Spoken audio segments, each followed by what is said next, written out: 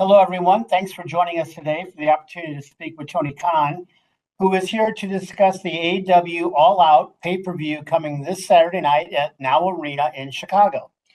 We have a great turnout today, no surprise, so let's briefly revisit the ground rules before we begin. No two-parted questions, please. And we appreciate you staying on topic, which is AEW All Out. So let's get rolling by turning it over to Tony for some opening thoughts, and I'm going to open your lines for questions. Tony. Thank you, Jim. Hey, everybody. It's great to speak with you. I'm excited to be back with you for the All Out media call. Should be a great show. I'm really looking forward to the event.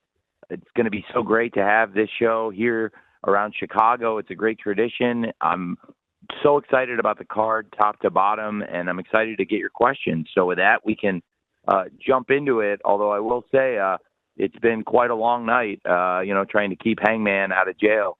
To be there for this big match. I think it's going to be out of this world, and it's definitely something that the fans want to see. Hangman versus Swerve. We had prepared for a steel cage match. We're not going to be able to sanction that. It's going to be a lights out steel cage match, and I think the fans are going to be really excited to see it if we can keep Hangman out of prison for what he did last night. And with that, Jim, we can take the questions right now. Okay, Tony. Well, we trust you'll be able to get that done. And with that, we're going to start with Andrew Baydala from Final Bell Media. And on deck will be Jason Powell from ProWrestling.net. Andrew, you're leading us off. With the positivity around the date and the build time for this year's All Out, and the recent news that Grand Slam will be a standalone pay-per-view show and not an episode of Dynamite, will you consider moving the All Out pay-per-view to later in September to allow more time and build up now that Grand Slam is in a few short weeks after this pay-per-view? Thank you. Well, we don't.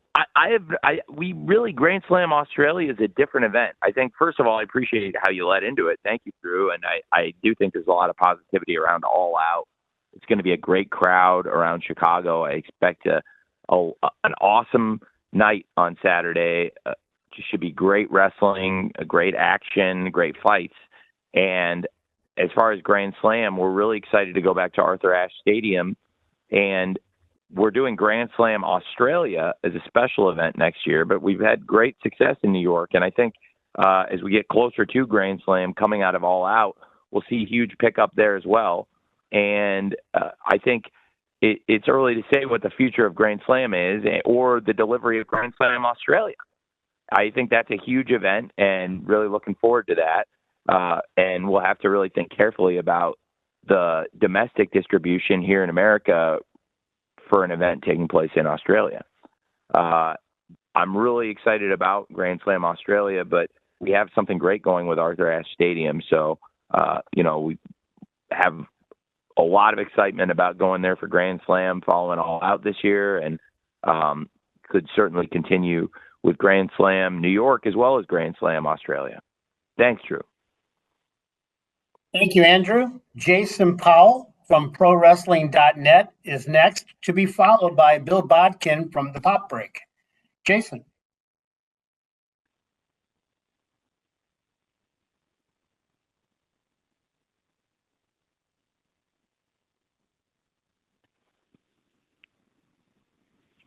Tony, can you hear me? Now we can hear you. Hey. All right. So I just wanted to know, was Sting's return at All In a one-off, or has he re-upped with the company, perhaps in a non-wrestling role? Well, Sting is with AEW, and he's retired from wrestling. He's not going to have any more matches after the great send-off at Revolution. Sting has retired undefeated in AEW as a world champion. And I think Sting had this incredible send-off from wrestling, but he's still very much a huge part of the AEW family. Sting and Darby Allin have formed a friendship that extends to real life, and Sting is a close friend of mine as well. And I'm very blessed to have Sting as part of the AEW family. He brings so much positivity, and really for all of us around the locker room to have Sting is part of this company, around the offices, the locker room, the backstage. I just think everybody was very blessed to have worked with Sting and have him in this company, and we all want to see him anytime it's possible. Before All In, we didn't want to ruin those surprises, but Sting actually came and visited us in Dallas, when we were doing the Path to All In Summer Series, and it was great to see him backstage visiting, being there with his friends and family. And we love to see Sting anytime backstage, but it was a really great treat for the fans in London at Wembley Stadium to have Sting arrive and be there to make sure that Darby Allin didn't get torched, and make sure Darby Allin was able to leave England in one piece. And I think Sting is one of our greatest legends ever, and I hope Sting will always be a part of AEW, and certainly for the foreseeable future and the long term, Sting is with us still in AEW. Thank you. Thank you, Jason. Bill Bodkin from the Pop Break is next. Kevin Kellum from Sportskeeda will follow Bill. Bill, you're up. Hey, Tony. Can you hear me? Yeah, hey. Hey, Tony. Thanks so much. One of my favorite matches in AEW that you guys do is something we saw at All In and we saw at the Forum this year is the Casino Gauntlet match. They're so much fun to watch. Given we're at All Out and we have a history of women's casino battle royals, will we potentially see a women's casino gauntlet match at All Out this weekend or sometime in the near future? I think it would be something. It would be great to advertise and build up in the future. And the Casino Gauntlet match is something that I invented this year and has really taken off. And all three of them have been incredibly well received. They've also all been in hometowns of mine. With the great Casino Gauntlets we've done in obviously Los Angeles. First one was in Jacksonville, then Los Angeles, then Wembley Stadium in London. I would absolutely love to bring Casino Gauntlet to Chicago at some time, and I do think a women's Casino Gauntlet match can be a tremendous match too at some point. So it is something that I have thought about and would like to do in the future. I would not commit to doing it necessarily tomorrow or the next day, but it is something that would be a great match, and I think will be a great match for us in the future, the Casino Gauntlet match, and particularly in the future doing a women's Casino Gauntlet match in AEW with our great roster. Thank you. Thank you, Bill. Kevin Kellum from Sportskeeda is next. Dominic D'Angelo from Ad Free Shows will follow Kevin. Kevin, you're up.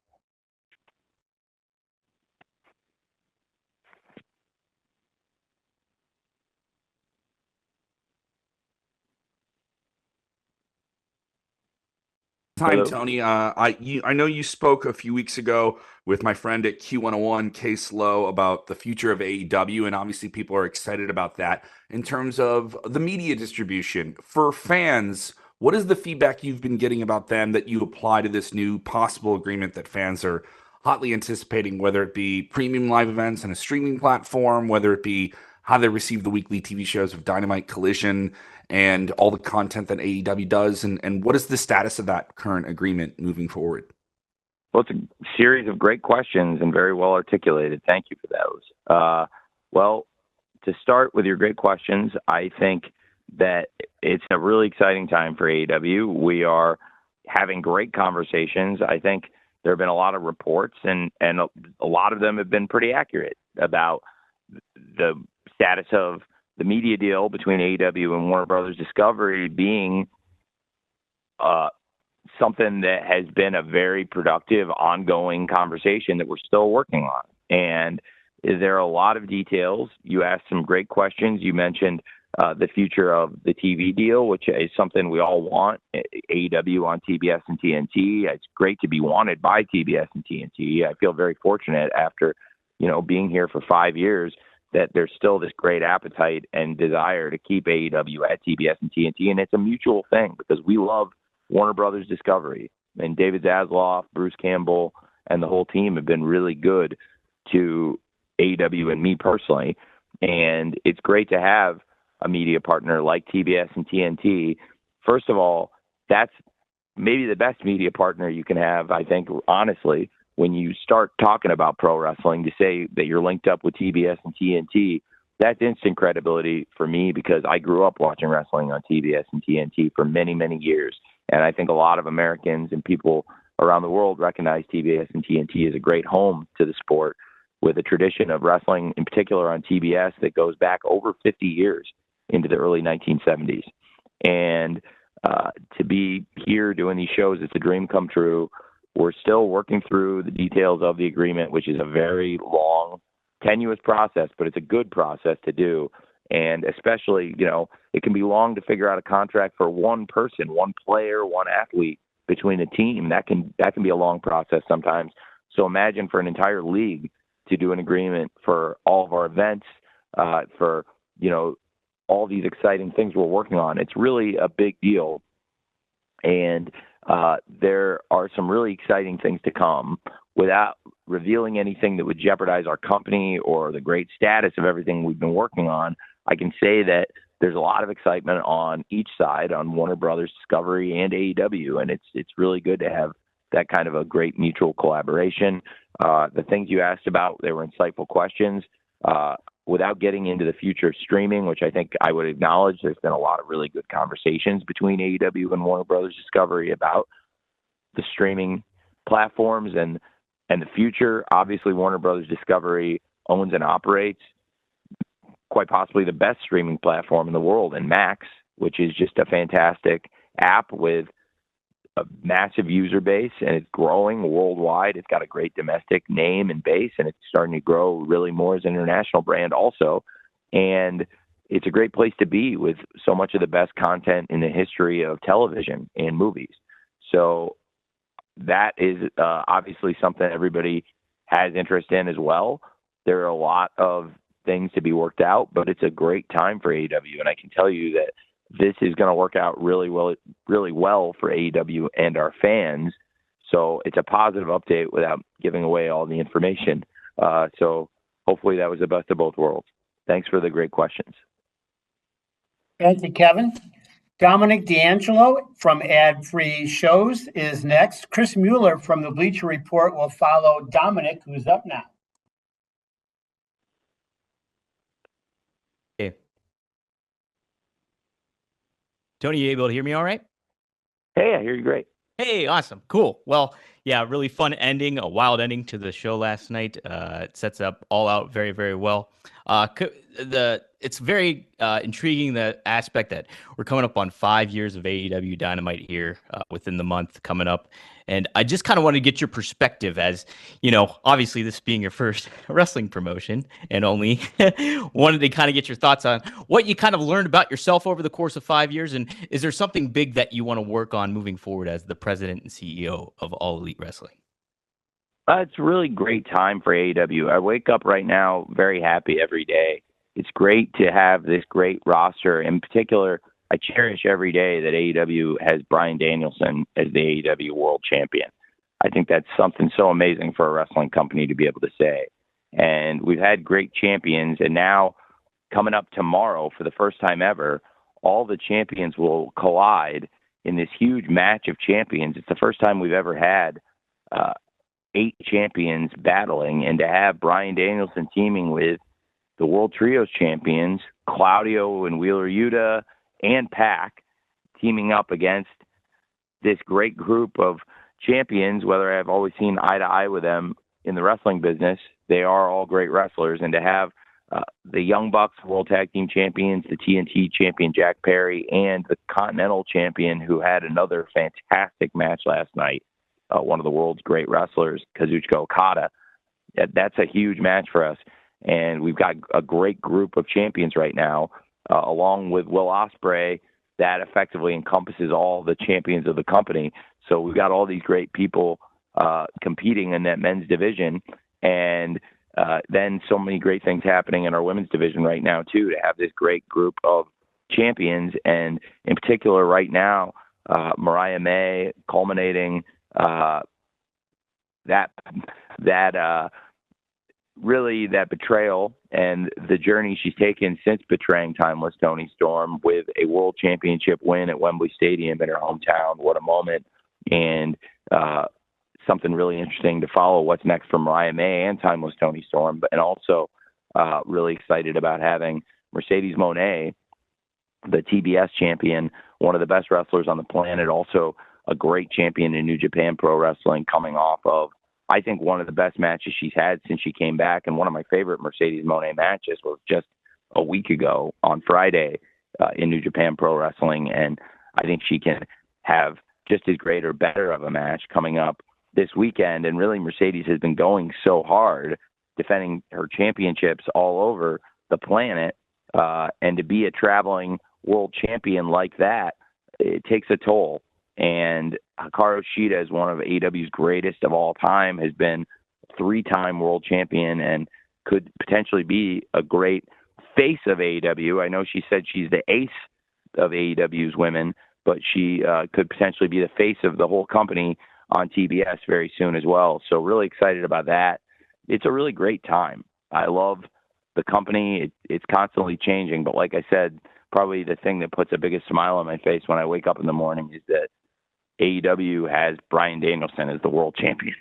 And that's an amazing thing for any wrestling company to have. And we're all really proud of him, that he had that big moment at Wembley Stadium. I think it was my personal favorite moment ever in wrestling. And for some of you there in person or watching on video, then to be able to sit there with Brian and Bertie, celebrating that championship win and them going into the media scrum. That was a great moment too, all part of this one great night. And I'll never forget what Brian said, because I felt it myself when he said he just wished it wouldn't end. He just wished the night would just keep going on. And that's the best feeling. And I think that's how we all felt after All In. And last year we came to Chicago, and All Out, people thought, was one of the best AEW pay-per-views ever. And people had questioned, how can you follow what you did at Wembley? Well, this year I think we had an even better show at Wembley. I thought the Wembley show All In was possibly our best show ever. And it's just been probably, I think, our best year ever on pay-per-view. Honestly, I really believe that. And Revolution and All In are my 2 favorite shows we've ever done. Absolutely my 2 favorite endings of all time. I think top to bottom are 2 best shows. And they were both in the same year within 6 months of each other. That's amazing. And it's just a great time. So thank you for asking, because it's just kind of fun to talk about all these awesome things going on. I know I already talked about the media rights deal, but that's a really important thing we're working on too. That's going very well. It's been great having so many things clicking on Dynamite. It was great to get John Moxley back on AEW recently, and that's something that's been very interesting. And it's been absolutely awesome having, like I said, Bryan Danielson is a world champion, and can't wait for this huge weekend of wrestling. On top of all the great things that we talked about, that match of champions and these great champions we have, Will Ospreay's wrestling Pac on Saturday in Chicago. They only wrestled once before, and I was there in London, and it was such an epic match. And to be able to bring that to pay-per-view and show it to the world, I'm so excited. And as I said at the top of the call, probably the thing I'm the most excited about is we've been able so far to keep Hangman out of jail, and we're able to have that steel cage match, and that I won't be liable for what happens. So lots of great things happening in AEW, and I really appreciate you asking me. Thank you. Thank you, Dominic. Chris Mueller from the Bleacher Report is next, and we'll follow that with a write-in question from Tommy Milagro from slamwrestling.net. For now, it's Chris. Chris, you're up. Hey, Tony. There was a report recently that Will Hobbs was backstage, and I was wondering if you could give us an update on how his recovery is going and if there is a timetable for his return yet. That's a great question. Will Hobbs has been visiting the doctors. He was injured wrestling against John Moxley in an IWGP World Title match in Jacksonville in April. And it's been several months of Will Hobbs being out. We're hoping to get him back soon, but I think there's still some time he needs for the recovery. But Powerhouse Hobbs is a huge part of AEW, has been a great champion here in AEW, is absolutely one of the most popular stars, and we would really look forward to getting Will Hobbs back. I can't say the exact date, but he's definitely somebody in our plans that we want to get going in AEW again soon. And it's been really nice to see Powerhouse Hobbs backstage a couple of times lately visiting us. This wasn't the first time we've seen him, which is a good thing that he keeps coming in for checkups and is making good progress. Thanks for asking. Thanks, Chris. So I've got a write-in question here from Tommy Milagro from Slam Wrestling Net, which I'll read in a minute. Amy Nemedy from Russell Joy will be next. Tommy has the following question. Which match do you believe has the potential to be the sleeper or steal the show match at All Out this weekend? Oh, it's a great question. I mean, every match looks great. I think it's kind of a loaded question because I don't know if there's one match that. I mean, I think Hangman Swerve, the Steel Cage Lights Out is not a sleeper match in any way. It's like, but it's a match you have to talk about, and especially after what happened last night, I don't think there's a sleeper match on the show. I think all these matches sound absolutely awesome. I'm really excited, and there's a lot of build up to them. Hopefully people won't aggregate just the beginning of that quote and talk about the matches, because for anybody who says that the matches aren't coming with a lot of story and build up behind them, that's simply untrue. And there's a lot of build into this show, into many of the major matches, and not every story is the same. Not every match evolved the same way necessarily, but there's a lot of build and story behind the top matches across this show, and there's a lot of top matches and big things and big stories happening in AEW. So I'm really excited about everything we've announced, and I think it looks like a great card. It could be one of AEW's best pay-per-views ever in the year where I think we're doing our best pay-per-views ever. A lot of years, Dynasty would have been the best pay-per-view of the year, and Dynasty had so many great moments on it and was a great show, top to bottom, and one of our best shows, I think, ever. And it would be hard for Dynasty now competing with the best show of the year because there's so many other great shows. Forbidden Door was a great show, and it's just been an awesome year, top to bottom. Forbidden Door was one of our best shows, I think. And really, like I said, I think Revolution and All In, I would probably put at the top of maybe the two best we've ever done. So just all year, we've been absolutely crushing it on pay-per-view. And I think All Out, top to bottom, has what it takes to be the very best. And it also has one of those great things that has made some of the best AEW pay-per-views. It's going to have the Chicago wrestling fans, one of the world's great natural resources. And whenever we bring AEW back here to Chicago, I know we can count on some of the best wrestling fans on the planet. And I think people all over the world enjoy tuning into the shows because the Chicago fans have a great reputation and have been supporting AEW since even before we launched. And I think it'll be a great show top to bottom. So like I said, I don't really think there is a sleeper match on the show. I mean, when you're talking about all these great matches, like, obviously the Lights Out Steel Cage match with Hangman versus Swerve Strickland, and you got the world champion Bryan Danielson versus the TNT champion Jack Perry. I'm very, very excited for Mercedes Moné versus Hikaru Shida. I'm very excited for MJF versus Daniel Garcia. I think Young Bucks versus Claudio and Yuta will be a great matchup, and really excited to see Young Bucks defending against a top team, Claudio and Yuta, who have been one of our best teams ever and already are the World Trios champions with Pac. And to see Pac versus Will Ospreay, I know I talked a bit about that match, but it's something I'm really excited about. And it's something I've seen before, and I think can be even better now, just like we saw Hikaru Shida has had a shot at the championship before. Well, now she's going to get a fair chance without Camille there for any outside interference. Just so many great things on the card, top to bottom, but I don't think there's one sleeper match. I think they're all really standout matches, and that's really what makes this like an all-star show that people have really bought into, gotten excited about. I think, the Chicago Street Fight with Willow Nightingale and Chris Statlander is something that I look forward to. And I think they've had great matches individually. They've had great matches against each other, but also some of the best pay-per-view matches against other opponents. And, to put them together in a Chicago Street Fight, that should be awesome. Top to bottom, I just feel really, really strong about the show, and I think everything should be great. All right. Thank you, Tommy. And Amy Nemedy from Wrestle Joy will be next, followed by Dave Meltzer from the Wrestling Observer. Amy, you're up. Hi, Tony. Can you hear me? Hey, yep. Hi. So I would like to dive in on Hangman Page and Swerve Strickland. 1 year ago, tomorrow, Swerve Strickland told Hangman Page, a former teacher who had just donated $50,000 to the Chicago Public Education Fund, to find that spark inside, to find that fire, or step aside. Last night, Hangman Page burned down Swerve Strickland's childhood home.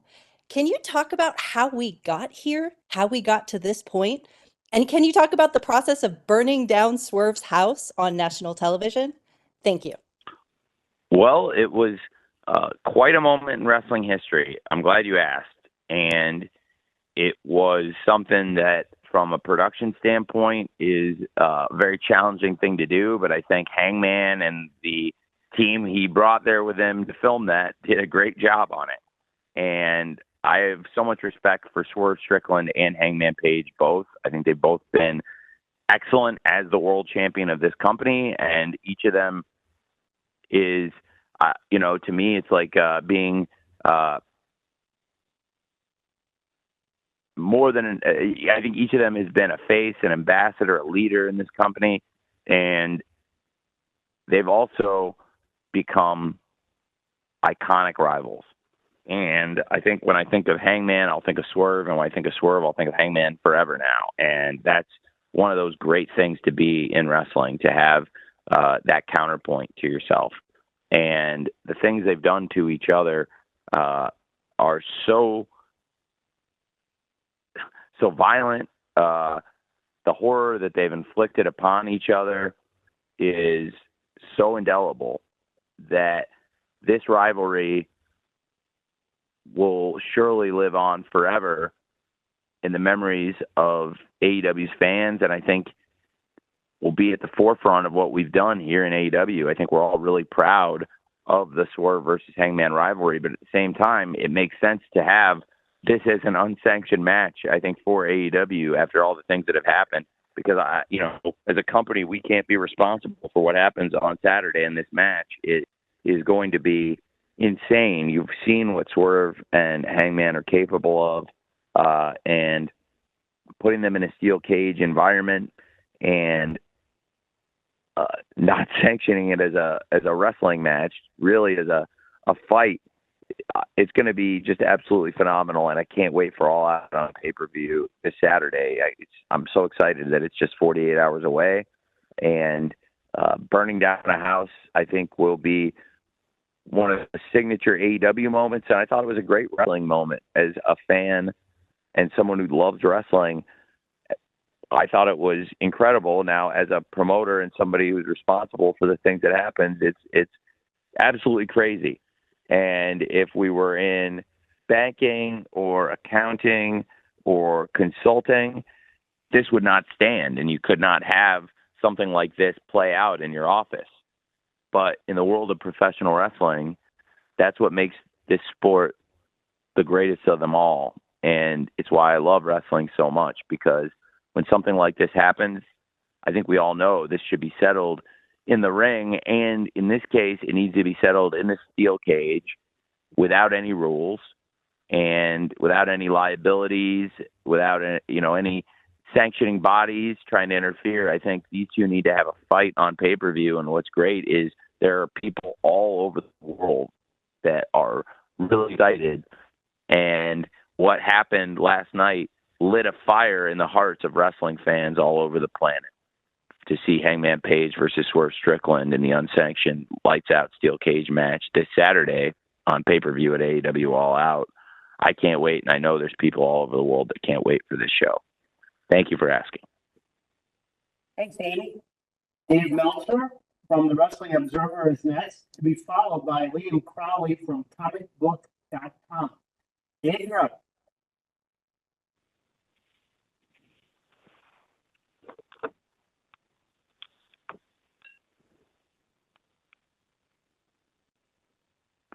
Hey, Dave. Tony, can you hear me? Yeah, I do. Hey, Dave. Hey, how you doing, Tony? So, Good, Dave. not too long ago, MJF did an interview talking about, it was pretty much defending the company and where it stands, and made a statement that AEW is fixing, in theory, based on the new TV deal, I suppose, a new media rights deal, to be the second most profitable wrestling company in history. And for 2025, is that viable, or do you think that it may take longer? Or, what would you say as far as the veracity of that statement that you're about to become the second most profitable company in history? Is that reasonable, or is that not reasonable, I suppose?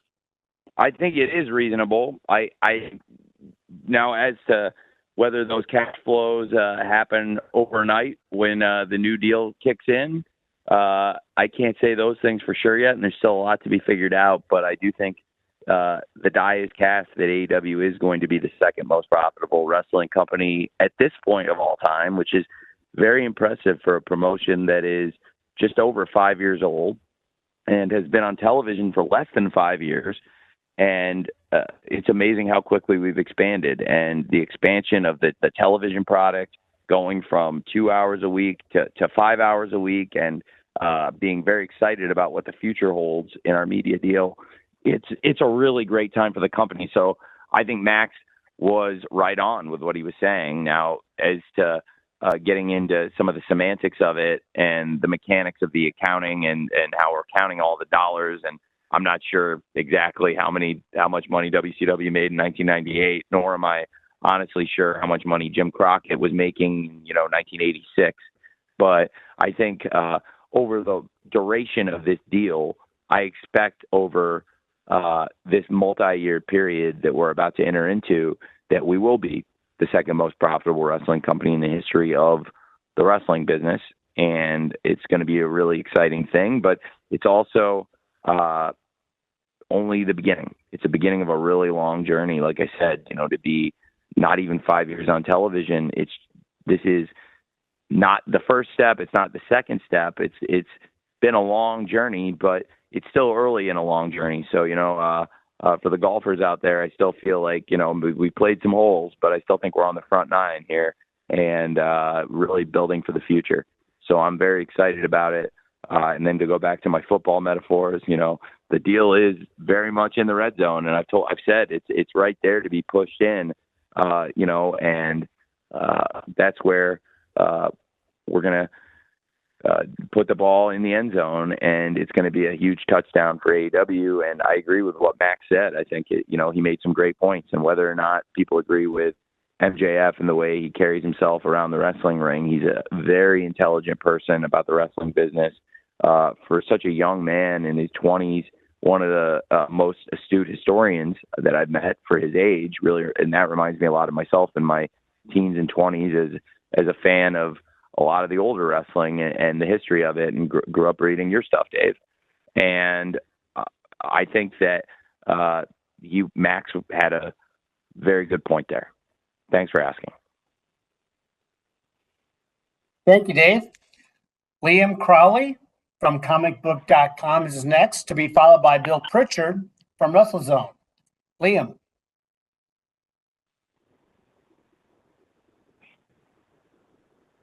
Be speaking with you again. Something that's really piquing my interest on AEW programming right now is the return of Jon Moxley and all his cryptic words about the company no longer possibly belonging to you. Seemed like he was talking to Tony Schiavone in a way to direct words towards you.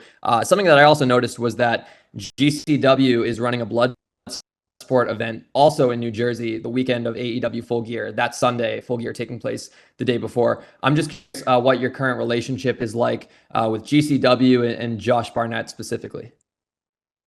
I like Josh a lot. Josh is a really good guy. We brought Josh in to AEW. I don't know the GCW people as well, but Josh and the blood sport, I think we treat a little differently. I think we've had some people here that do stuff in GCW. I know Billy Starks and some of the young wrestlers have been there a good amount, but the blood sport, it's interesting. Josh is a guy I respect and like very much, and Josh has a lot of friends in the company that I really, really, really like and respect, and have, I would go out of my way to try to help those guys out of respect, because that's how we do stuff, if that makes sense. Is that Liam, is that kind of what you're looking for? Or do you have any follow-up to that? I don't know if we Hang on, sent Tony. Liam to the back. Yeah, I just have to undo him again. Hold on one moment.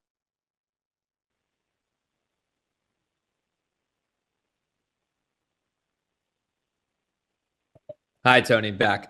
Yeah, no, well, thank you for the answer. I guess a follow-up on that would just be your reaction to when Moxley said those words on Dynamite, I believe, last week, when he said that this is not your company anymore. What do those cryptic words kind of mean to you? Well, it's something to keep an eye. It's definitely something to watch on AEW TV every week. Something to keep an eye on all of our shows. And having John Moxley back in AEW, however this plays out, I think is good for the fans and good for the future of the show. And it was a big thing for John Moxley to go become the IWGP World Champion and make history. It's something nobody has ever done, and for all we know, maybe nobody will ever do it again. But it is historic to be the first ever person to hold the AEW World Title, the WWE World Title, and the IWGP World Title. And he's been a great champion for all of those companies, and so much more than a champion. We're very fortunate to have John Moxley in AEW, and whatever he's referring to and whatever he's doing, I think AEW is a better place with John Moxley here, and John Moxley coming to AEW is one of the reasons we've been successful as a promotion. And however, whatever he's referring to when he speaks to Tony Schiavone, whatever he's been doing, however this plays out, I am eternally grateful to John Moxley. He is a founding father of AEW and a trailblazer in professional wrestling and a great author. Thank you. Thank you, Liam. We have 15 minutes to go. We got a full lineup here, Tony. So let's go with Bill Pritchard from WrestleZone next, to be followed by Lyric Swinton from Blavity. Bill? Hello.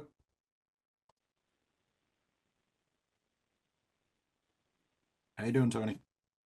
Hey, Bill. I'm fantastic. Thanks, man. So I wanted to go back to the Hangman Swerve segment from last night. I just kind of wanted to get your feedback about how the whole thing played out, not just on the show, but throughout the day. You started with the clip on social media of Swerve and Nana, showing like, hey, I bought my childhood home, and people were like, there's this feel-good moment, and then kind of quickly put it together like, hey, what if this is an angle? What if Hangman's involved somehow? And it's like one of those, I guess, obvious conclusions. I don't know if it was completely obvious, but just wanted to get your thoughts on like how people initially reacted to it, maybe speculated on where it was going, and then seeing the final angle, just the reaction to people kind of getting to the obvious conclusion and still being surprised at what they actually saw once the show went off the air. Well, it's a great question and great points. I think the response to the conclusion of AEW Dynamite with Hangman Page and Swerve Strickland to set up their lights out steel cage match this Saturday, just 48 hours from now at AEW All Out, has been overwhelmingly positive. I think we've had just a fantastic response from the fans who thought this was a great ending to the show.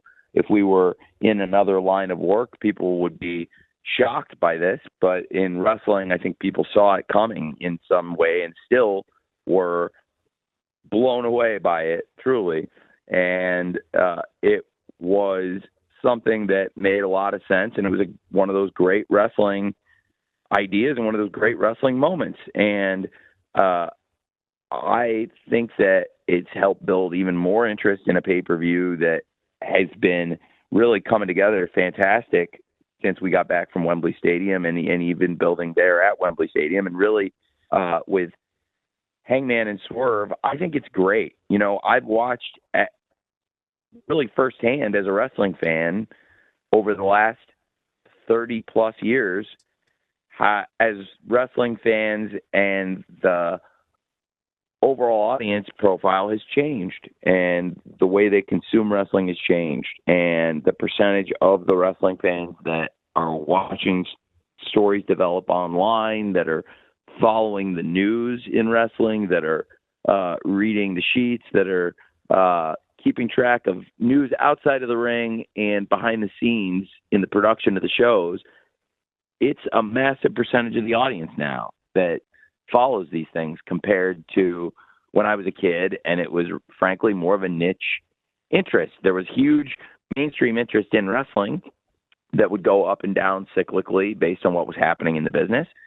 But I think in terms of what we have now, as far as first of all, it's a boom time in wrestling. This is a golden age for the sport in so many ways. This is a great time to be in wrestling, and AEW is a huge part of the wrestling conversation happening today in September 2024.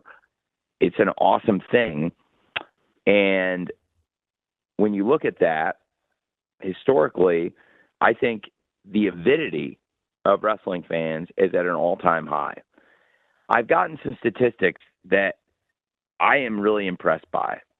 As I've gotten into this media rights deal, I've learned things about AEW that even I didn't know, that are so impressive, insights that really rocked me. And to watch wrestling fandom change and see how big AEW is a part of it, here's a statistic that will blow your mind. And we're talking about the avidity of wrestling fans. This started with a great question about Swerve Strickland versus Hangman Page. This rivalry is a big part of AEW. This is a wrestling story and a wrestling rivalry that should be settled, yes, in a wrestling ring, but not in a traditional wrestling match. First of all, a steel cage, and it may be the perfect place to contain this and hopefully keep the fans safe. But also now that AEW can't sanction this, but I will promote it on pay-per-view, and that's one of the great things about being in wrestling. I mean, if it was in another sport, they wouldn't want the liability and would have to not allow something like this to be battled out after what happened last night. But I've learned so much about the avidity of wrestling fans, and so to have an audience of wrestling fans that even if they are following ahead to see what happens, if they're looking for spoilers, if they're looking for inside news about the future and what's to come, I think that's great. And however people can serve their avidity and service their fandom, I think it's really important to take care of the fans that take care of us. We've got the greatest fans in the world, AEW. It's even more powerful than I knew. Here's an insane stat about all the sporting leagues. Did you know that of all of the world's sports leagues, that the league whose fans spend the most money per month on streaming video of every sports league out there, the league whose fan spends on average the most per month on streaming video, it's AEW. It's ahead of every other sporting league in the world. I've never said AEW is the biggest sporting league in the world, but we are a big sports league now, and we have a lot of fans, and we also have the greatest avidity of fans of any league in the world. And it continues to show itself up. It shows up in the metrics, and it shows up in intangible ways too. I mean, sure, I didn't actually check the decibel meter, every 5 seconds at Wembley Stadium because we were having such a great show and we were in the moment and producing the show and trying to enjoy it as it was happening. But to have a crowd like that of over 50,000 have these people going crazy like they were a small crowd in a small, intimate place, as if we were in the eSports Stadium in Dallas or the Hammerstein Ballroom in New York. There were over 50,000 people going crazy, singing the final countdown, singing the FTR theme, doing all there for all these great, beautiful moments, and there for Will Ospreay and booing Mariah May, and just in all these epic parts of the show. And I think right now, when you see that the fans are following along and you have fans that want to know what's coming next, and they'll even look online, they'll check social media, they'll Google it, they'll look to news sources to find out what's going to happen next in AEW and in wrestling. That's a good thing. So I look at our fan avidity as a really positive point for AEW. Thank you. Thank you very much, Bill. Lyric Swinton from Blavity is next, to be followed by Samantha Shipman from the Daily DDT. Lyric?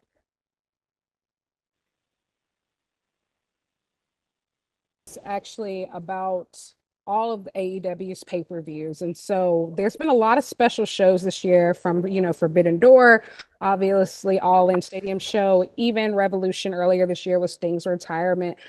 So with the success of All In and the inclusion of future stadium shows, are you interested in there being one specific tent pole pay-per-view for AEW akin to like a WrestleMania?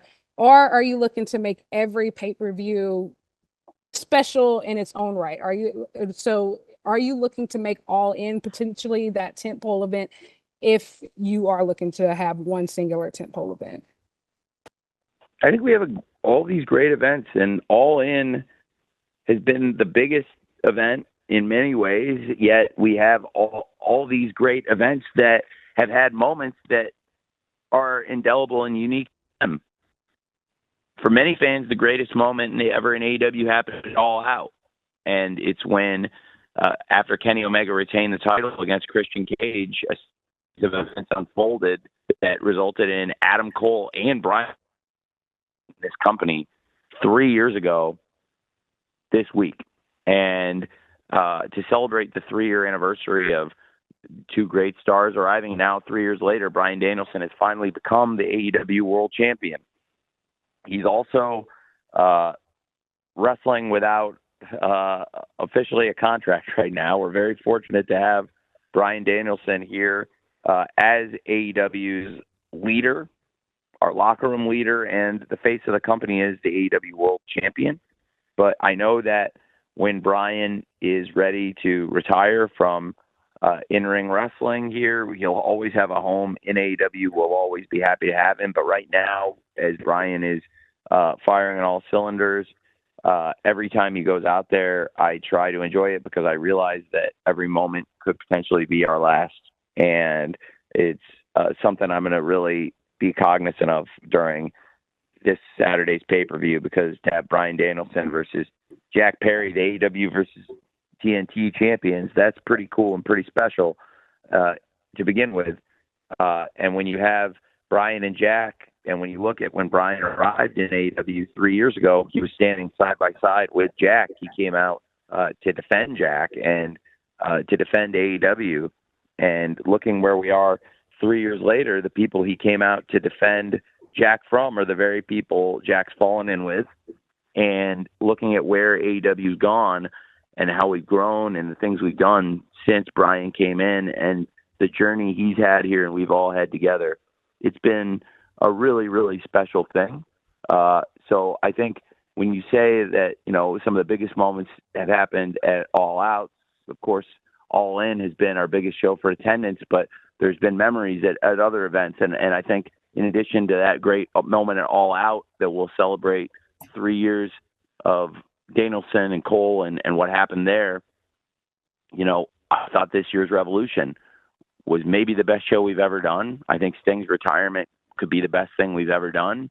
I think Sting's 3 years in AEW from his arrival, his first match was also at Revolution in 2021. And when you look at Sting's 3-year journey here also, how special that's been.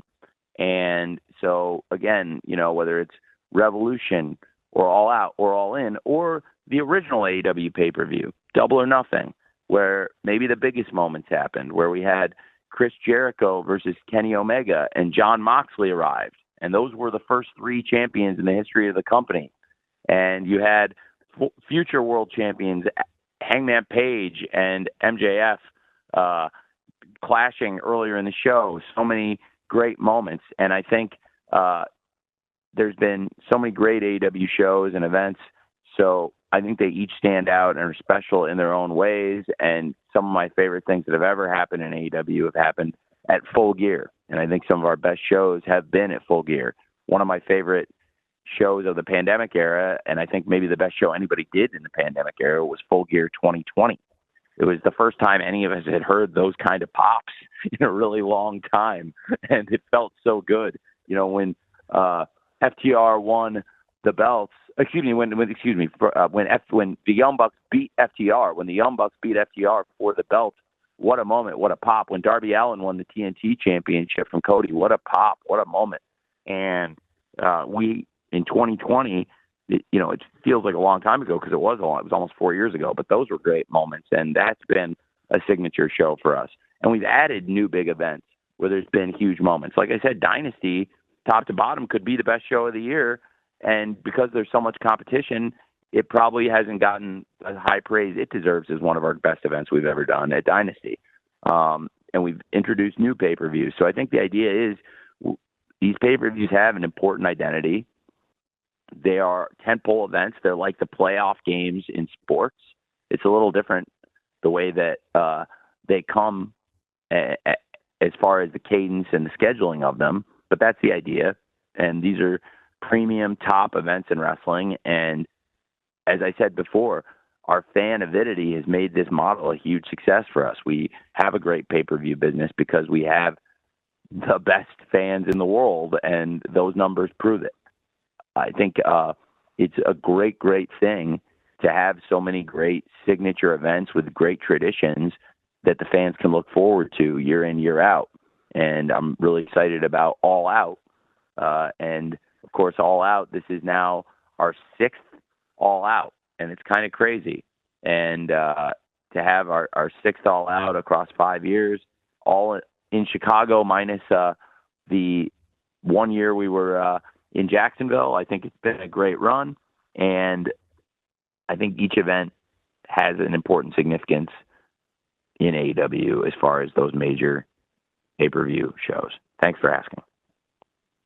Thank you, Larry. Tony, we're at time, but you have a minute for Samantha Shipman. We announced her, and you have a minute for her question. Yeah, sure. Okay, Samantha, we're gonna complete today's conference with you. Are you ready?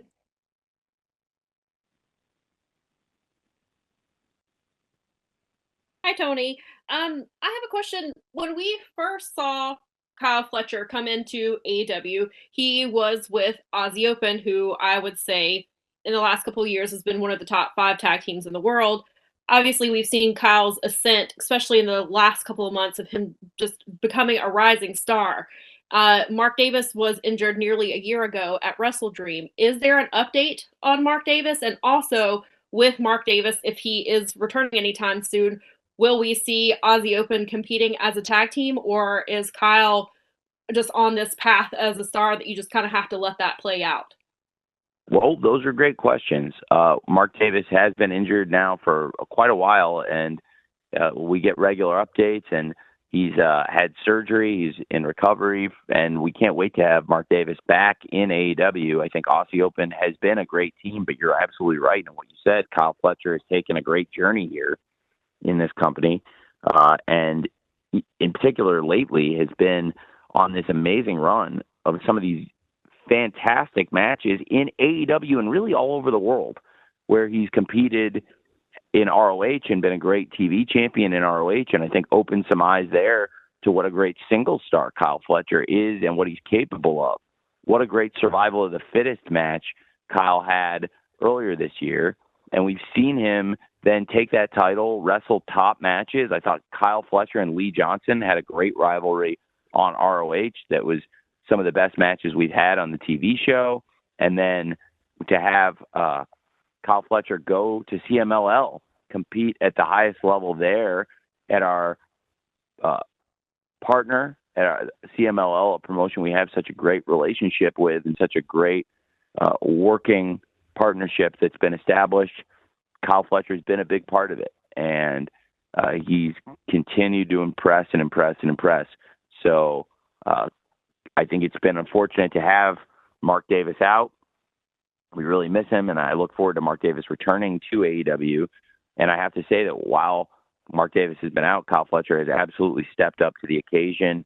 His star is rising, and we love having Kyle Fletcher in AEW. And as for the future of them individually or collectively, I think that remains to be seen. But it's really great questions, and I think you definitely captured what's happening, that Kyle is on the rise for sure. Okay, thank you, Samantha. Sorry we couldn't get to everyone. We have quite a lineup here. Great interest, obviously, today, Tony. Any closing thoughts? Well, thanks, Jim. It's a great time for AEW. There's been a lot of great questions today. I'm really excited to have All Out here in Chicago. It's always great to bring AEW here to Chicago, and it's a home to me personally and a home to wrestling.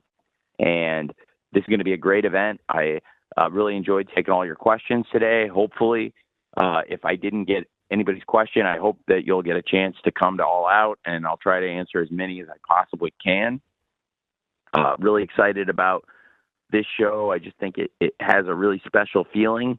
I'm always excited for All Out. This year in particular, it just feels really big that AEW's got so many cool things happening, and it feels like the company has some really exciting momentum to build on, and I think the show is just going to be great. It's coming up very soon, obviously, and I'm just really very grateful to all of you that you took the time to cover AEW and spend your time on this. Thank you for covering us. A lot of you have been covering us for many years, and I really appreciate you guys giving us fair coverage and an opportunity to grow the business and give all these wrestlers and the big staff we have here and all the jobs we create in wrestling the opportunity to do this. Thank you for covering us, and thanks for coming to the media call today. And like I said, I hope to see you all at the Scrum. I hope you all enjoy All Out, and I look forward to reading all of your coverage. And thank you all for taking the time to visit us today. Jim and Robin, thank you for being such great moderators and hosts of this. It's a great tradition, and I always look forward to these pre-pay-per-view calls, especially for a pay-per-view with a great tradition like All Out in a great city like Chicago, with such a great lineup like this that could be the best lineup we've ever put top to bottom on pay-per-view. I think it's going to be awesome, and I'm excited to see you all this weekend on Saturday in Chicago, and then I'll red-eye down for the start of NFL season right after that. But first things first, before I head to Miami to kick off the NFL, we have some very, very, very, very important business to do in AEW, and very excited about All Out Saturday night before the NFL kicks off. Hope to see you all Saturday, and also it's a special 3-hour block of Collision tomorrow. And for the Collision, it's going to be something really different for us to go on Friday night and do this. But I think to have All Out on Saturday and to still be able to deliver the great action we've been providing on Collision, it'll be a little different doing 3 hours on Friday, different than anything we've done. But I think it's a great way to go, and it ensures the fans are going to get a great All Out on Saturday, that we will not be competing with the NFL, which is not in anybody's interest, in anybody outside the NFL ever to compete with the NFL, which is the greatest media sports marketing machine in the history of the world. And I do think it'll be an exciting 3-hour block tomorrow also, and I'm looking forward to that. And I think there's some really great stuff, so hopefully we'll see some of you there too. And just really thank you, and looking forward to seeing you either at Collision or at the pay-per-view, and particularly at the Scrum after. Thanks for doing this, and I hope you all have a great weekend. Thank you, Jim. Thank you, Tony. Thanks to everyone. It's always a fast hour with Tony, and today was no exception. So with that, we're going to be distributing the audio recording of today's session with Tony to all attendees shortly. So again, on behalf of Tony and everyone at AEW, wish you safe and happy travels to Chicago this weekend for AEW All Out. If you can't make it, we thank you for joining us on Saturday night with the pay-per-view. No matter what your plans are this weekend, always know that AEW appreciates you, and we appreciate what you do. So with that, thank you again, and hope to see you this weekend in Chicago. Peace.